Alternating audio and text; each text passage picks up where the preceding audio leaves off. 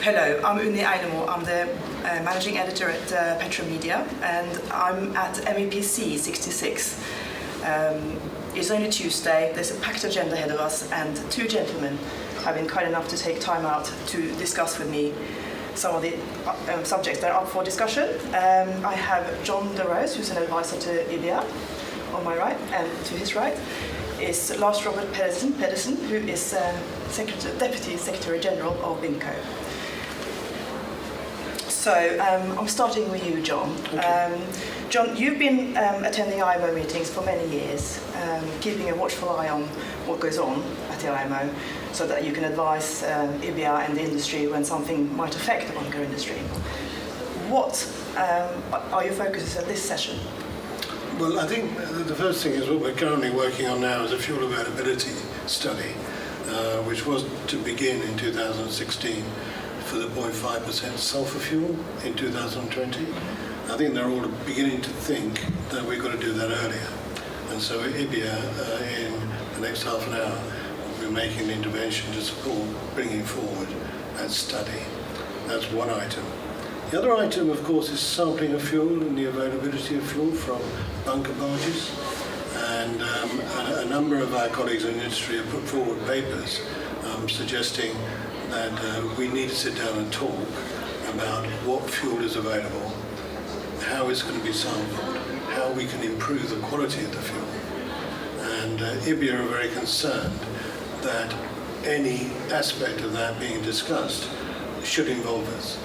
So my task, we put a paper into MEPC very quickly a couple of months ago, and that paper is available for you to read and see. When I present it, I shall keep it brief because we're so far behind the agenda, but it will actually say, look, we must look at this and we must all sit down and talk together, and we are advocating a correspondence group to do just that.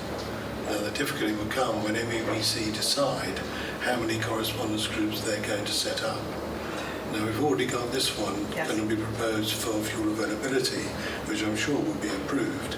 And I'm hoping me and my colleagues in industry will agree. I know Intertanko and Marshall Islands and Vanuatu, who had the original paper in, are advocating another correspondence group. And I suspect, well, BIMCO are co-sponsoring this paper with us, and they'll be advocating the same thing. Okay. So I'm looking for a correspondence group. We must sit and talk about the fuel quality matters. Okay, that actually brings me to one of the questions I was planning to talk to you about, which is the joint submission from IBIA and BIMCO to this session.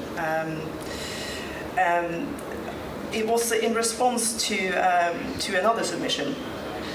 So the rationale behind your submission was, can you explain that to us?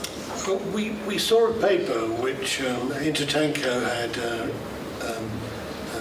authored. And in that paper there was a paragraph which said we have to ban bunkering barge blending. Now, of course, the IBIA members blend a great deal on their barges. Yes, it is. And in order to achieve proper quality, because they get all sorts of qualities of fuels given to them, and their objective is to provide a bunker note which shows this is the right quality for this vessel. And I believe a lot of things go on with litigation and all sorts of things about whether the fuel is the right quality. So when Intertanko put this paper in, which they were a little less, shall I say, they didn't talk to IBIA very much about the content of the paper. So when I saw the paper and I tackled Intertanko about it, they said, oh no, we're not banning, we're not suggesting we should ban bunker barge blending. And actually when I read the paper, that's exactly what they were doing. Okay. So with my intervention and with BIMCO's assistance, we decided we would immediately go into print and do a comments paper, which has a 7-week deadline. And that is now in. Well, at the same time, Intertanko turned around and said, well, we really didn't mean to have that paragraph in. So they've taken the paragraph out and issued another paper. So now we have what we hope is a happy meeting of minds. I'm sure Lars will agree with me. Yes, indeed. Because we have already discussed this behind the scenes, that there has been a change to the paper that you reacted to. So, Lars Robert, in addition to taking out the paragraph about blending on board barges, are there any differences left now, really, between the Intertanko's joint paper with Intercargo and two countries and the BIMCO IBIA paper? Well, I mean, it all boils down to details, of course, and so naturally the papers are different. In concept, they propose virtually the same thing. You know, we need to sit down, as John said, to talk about this. But really, it's also about, you know, the fundamentals.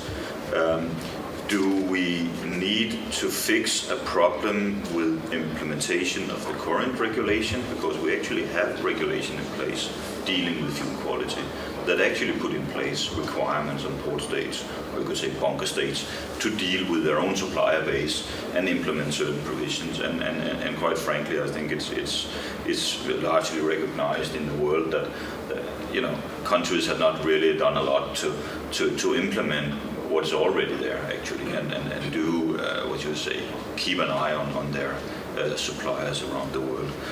So what we are suggesting in our paper is to also look at the current regulation and see, can we actually have a better implementation of what's already there, whereas the other paper more suggests let's add an additional layer on top of what we already have, and you know, these are details, but you know, on the principle level, we need to sit down, as John said, to discuss how can we improve the quality control of the fuel before it is delivered to the ship. That is basically it. Because at the moment, you know, every ship owner out there does quality control after delivery on board, with all the inherent problems that gives when you detect off specification or the like. You know, the ship is often already departed from the port, and you will have to deal with it, you know, down the line in another port, or keep the product on board the ship if it's possible for a long time for offloading. You know, so there are a range of issues, and it's actually better to confront these problems up front before we get it delivered on board the ship. I think it's important as well. The port authorities all have different ways of implementing fuel quality and the way they control their bunker providers. And I think this correspondence group and our papers are leading toward a regime where we can have some consistency around the world on what the port authorities are going to do. So maybe there might be a gap somewhere in the regulations that enable port authorities to do different things. We don't know yet, which is one of the reasons why we need to sit down, talk about it, and not only involve ourselves and the industry, but also the port authorities. Indeed. Now, this isn't the first time we've seen a proposal of this from Intertanko, and it hasn't gained much traction before. Do you have any thoughts on why it's been so difficult to move forward on this? Well, my sense of understanding the issue is that it does not matter to put in place regulation that is not enforced prior to delivery of the fuel to the ship. Because if you put in place regulation that is not implemented at that stage where we want it to be implemented, the problem of compliance defaults to the ship owner, to the ship itself, and that is the problem that we see, that without a proper implementation in the bunker, what you say, bunker state, with the port authority at the place of bunkering, we will have the ships being penalized, because in the end what port state control does is enforcing the rules out of this house on the ship visiting their ports. So we don't want to have a situation where, you know, the compliance that should have rightly taken place with the bunker supplier is actually transferred to penalizing a ship that is actually taking a fuel that is non-compliant at a later stage. So this is where we have to be careful how we deal with it. For sure. What do you think is a realistic outcome of these proposals at this session? At this session? A correspondence group. A correspondence group. I don't think we'll make any more progress than that. Do you agree with that, Lars Robert? Yeah, I think also that we probably need a bit of luck to get a correspondence group. There is a limit to how many correspondence groups that can be established, and there are a number of proposals in different areas of the agenda where other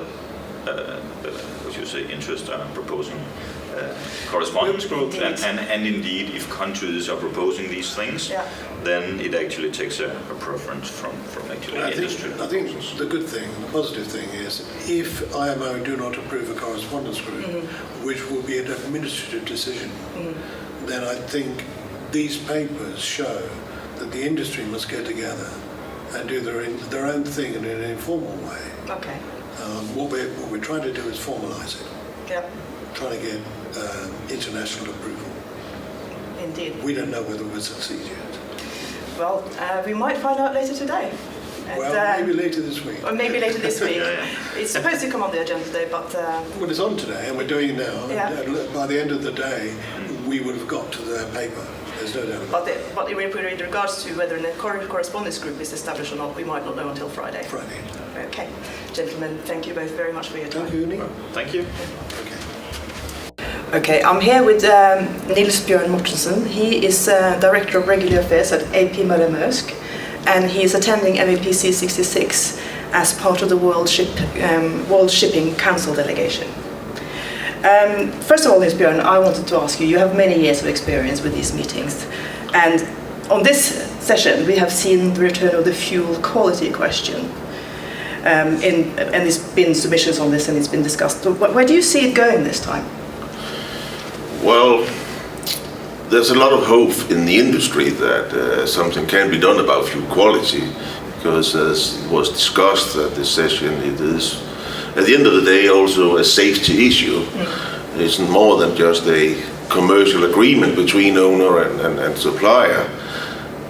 But during the discussions here, we did hear some of the port states kind of refuting they had any responsibilities in this context, and that's of course of some concern. There will be hopefully papers for the next session where we can have a more elaborate discussions, but time is running a little out in the context of the 2015 implementation of the new sulfur requirements in the SECA. So next session is in October, so that leaves very little time for any action. It is a concern, but I'm afraid that we may not resolve it either at the next session. Okay. Not a very positive, not very optimistic. Not very optimistic. Like I suppose, yes. Okay, well, apart from the fuel quality questions, Niels Bjørn, what's on the agenda at this session that you think may impact the bunker industry? Well, I think there is the issue and the proposals that were discussed earlier today about speeding up the 2018 availability study in the context of the global 0.5% cap. And it was well received, so during the interim period between now and next session, there will most likely be a correspondence group that would look at the terms of reference, what is it actually to be assessed and how is the assessment going to be done on fuel availability and hopefully also other issues.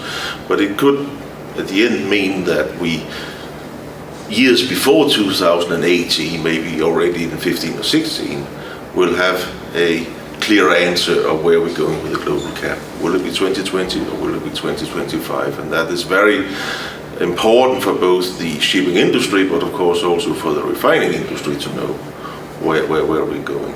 So that's at least an important step in the right direction. Okay. If my understanding is correct, the only thing that will happen here is the establishment of the correspondence group. Yes. In terms of actually getting a confirmation of when the study will start, that could perhaps happen at the next session? That could well happen at the next session. Okay. They could agree to the terms of reference, which will lay down the methodology and maybe even appoint the expert group. Okay. Now, this is an issue which I know is very close to your heart, Niels Bjørn.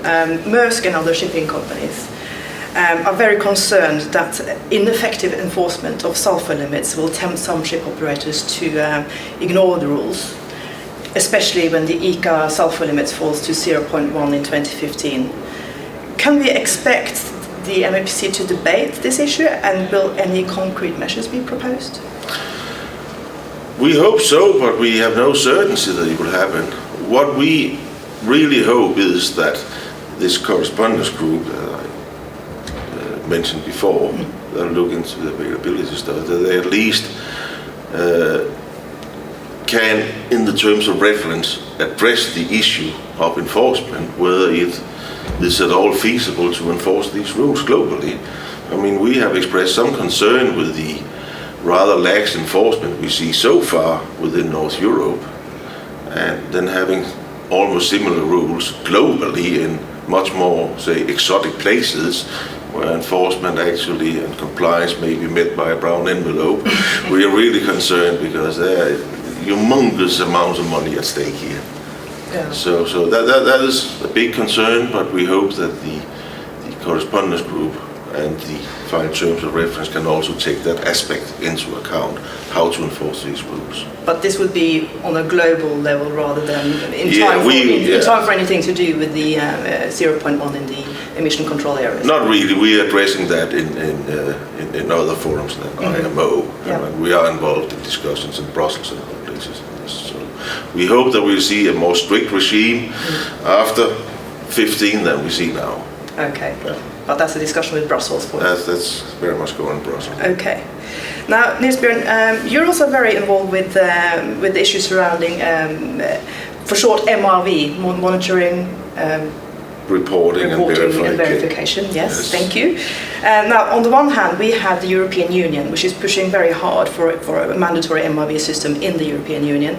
And on the other hand, we have the shipping industry asking for uniform global regulations. How well aligned are discussions at the European Union level with those at the IMO level? And what are you hoping for at this particular MEPC session? Well, this is a very open question, because what we see in the European Union these days is that they are very split on this. We had the proposal from the Commission that has been through Parliament now, and Parliament more or less turned it upside down. The Council is not completely in agreement with the Parliament. There's a Parliament election coming up, etc. So I doubt we will see anything concrete out of Brussels this year. It could be about this time next year before we see concrete proposals coming out of there, which could be very different from the draft ones we have seen so far. Okay. What is going to happen here is very open. It has not yet been debated. It may come up this afternoon. Indeed. There are some proposals on the table which are a little fluffy, so to speak. There are a number of them, very different in the concepts. And we still don't know whether the third world countries, in particular what we usually refer to as the BRIC countries, Brazil, Russia, India and China, whether they will still try to block any discussions on CO2 regulations until they have had the agreements on capacity building and transfer technology and all that stuff. Well, until that's completely in place, they may still try to block it. So I don't really see us going anywhere anytime soon. No. So the rather familiar political obstacles are going to continue to be felt at this session, you suspect? Yes, I suspect. Of course, what we do have on the table is a number of proposals building on a US proposal, which does have some parallels with the European Union MRV scheme. There are some, do you think they'll be discussed? There are some similarities, but there are definitely also differences. Okay. So, but again, both proposals are very open, and no agreement has been made, neither in the EU or here, as what exactly is it we want to monitor and report on. Okay. Yeah. So we still have quite a long way to go before we see anything concrete coming out of either the European Union side or indeed the IMO. I would suggest that, yes. Okay. Thank you very much, Niels, Bjørn, for your time today. You're welcome. Okay.